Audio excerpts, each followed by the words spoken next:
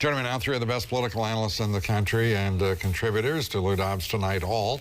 Errol Lewis, columnist, New York Daily News, member of the editorial board. Syndicated columnist Miguel Perez, and Diana West of the Washington Times. Diana, also author of the book, The Death of the Grown-Up. Let's start with Miguel. I think the Democratic Party has to be breathing a sigh of relief over this weekend. Howard Dean has said that he wants it all wrapped up, this Democratic nomination process. He doesn't like this messiness. He wants it wrapped up by July 1st. But he also said that this is not a mess that they have. Then why does he want to clean it up? It's amazing. It's not a mess. I don't understand why he's cleaning it exactly. But yeah, I mean, it is Howard Dean's finally coming around to realizing that he's got a problem, obviously, and he, you know, this is look. We have to make sure that this doesn't happen again 4 years from now. This primary system that we have is just the worst. I mean, we call this a democracy. I mean, it's crazy the way we're electing our presidential candidates. Well, by the way, how can we call it a democracy? Because the majority isn't ruling in this country. I mean, every special interest, corporate America, I mean, I can super delegates? Oh my God. Come on. But the thing about the Democratic Party, Errol, is it's honest about it. You've got your delegates, where the people actually vote for them, and then you have your super delegates. I mean, you got to admire that. That's like two classes of stock on Wall Street. Yeah, well, look, not to defend the Democratic Party, but I think one thing that happened this time that I think surprised everybody and turned out to be a good thing was that the parts of the system worked the way they were intended, meaning the first month of primaries where they just kind of went from Iowa to New Hampshire to Nevada to South Carolina. It gave campaigns that didn't really have much of a chance to kind of get out and be seen. We have the surprise of Barack Obama, whom nobody expected to do as well as he did, and then you have this series of big state or larger state primaries that I think sort of let more people get involved. Well, you know, you say that it's not working the way it was intended. I mean, what we're really saying here, it seems to me, in the Democratic Party, and by the way, I say we loosely because I'm an independent. The idea is that it's not working because you have two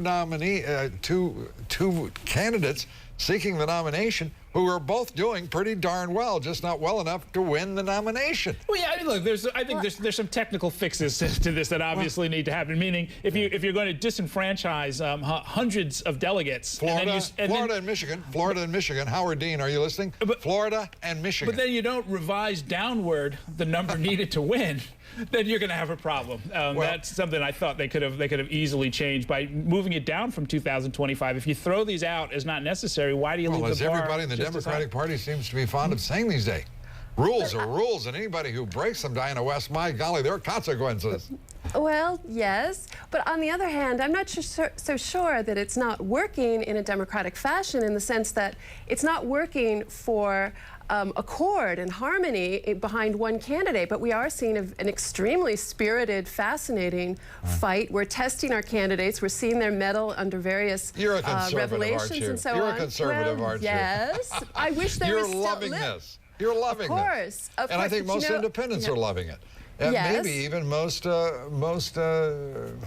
Democrats. What do you think, Miguel? I would say I'm an independent conservative, but I also wish that the same thing was still going on the Republican side. I mean, we ended up with a GOP presumptive nominee awfully quickly without too much of a scrap.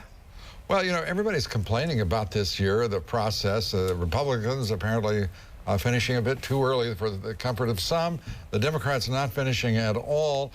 Could it be, now this is just a wild question, I apologize for it.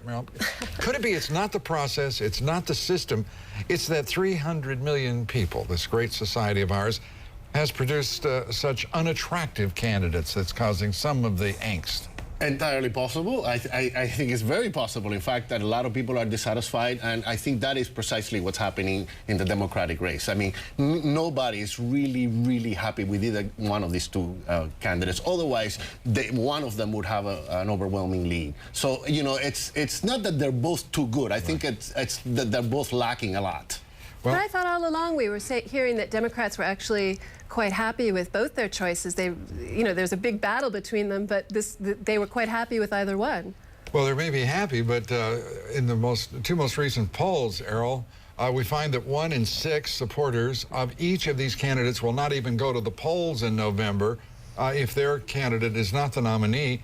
and 1 in every 5 supporters of each of these candidates will vote for John McCain rather than the other candidate if their candidate isn't the nominee. That's right. 20 to 22% of Barack Obama supporters say they won't vote for Hillary Clinton if she were the nominee, and the reverse is true pretty much for her supporters. And it does point to this large phenomenon that you and others have talked about, which is this fragmenting of the party system and the rise of the independents. I mean, the independents have swung so many of these contests. Rise of the independent. I love the sound of that. I mean, it's just true. I mean, when you look at state after state that allows them in rather than cast them out to the side, they're swinging primary votes. They're really, sort of functioning as a sort of a third party that can go any which way at once. And that's a good thing, too. Another unintended consequence of the primary system. I think that that race comes out there very clearly, because if you look at the number of Hillary voters who would vote for McCain, what that tells me is that they would not vote for a black person. So I think race is a major, what those figures show is that as opposed to African Americans who would still vote for Hillary, 19% of them would not, but 28 is the number for Hillary voters who would go for McCain. It tells me that these are voters who are going to vote for a white person. I think Go ahead, Errol. I see the defect in the process a little differently. I think that things kind of went off the rails after Super Tuesday, or really 2 weeks after. Meaning, again, I think the first 4 primaries were sort of well-intentioned and they worked well. They focused on different kinds of states, different parts of the country.